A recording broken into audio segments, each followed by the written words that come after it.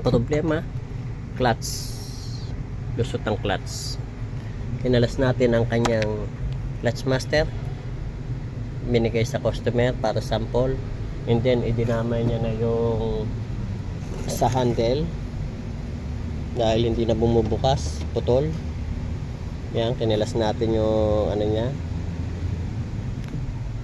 handle para sample. Ayun ang mga aking tools.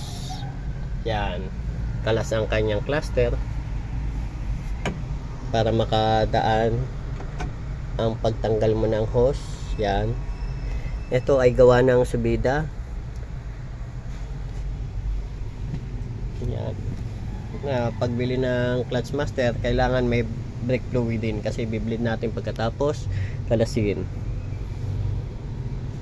Ayan na yung mga ano niya,